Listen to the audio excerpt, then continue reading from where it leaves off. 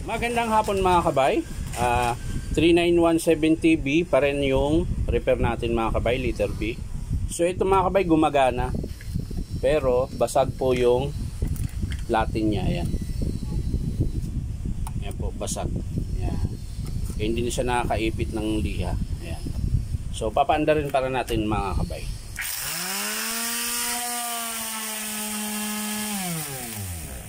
So yan.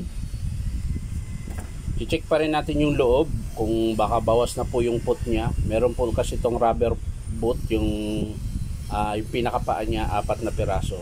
So i-check natin mga kabay pati yung bearing kung buo pa. So tara mga kabay, samahan niyo po ako.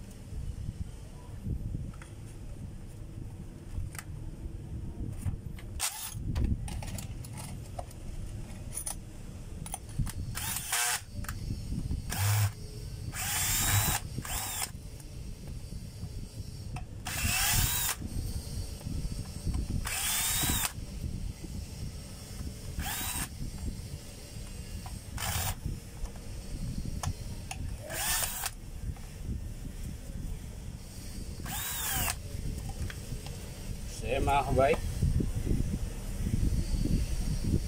okay pa po yung bearing mga kabay. Ayan.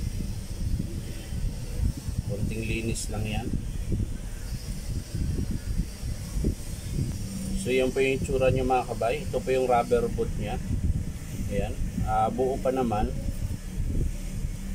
okay pa.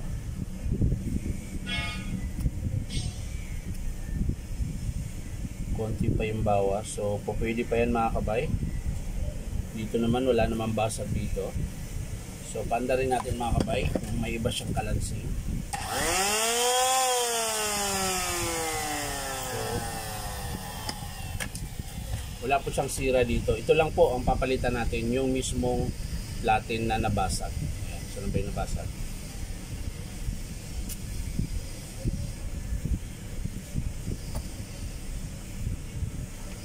Yung nabasag yung kabitan mismo ng yan, dito yung nakakabit mga kabay. So ito lang po ang papalitan natin mga kabay. Yan. So hindi ko na ipapakita mga kabay kung paano buuin. Papakita ko na lang sa inyo mga kabay kapag in-approve ng customer.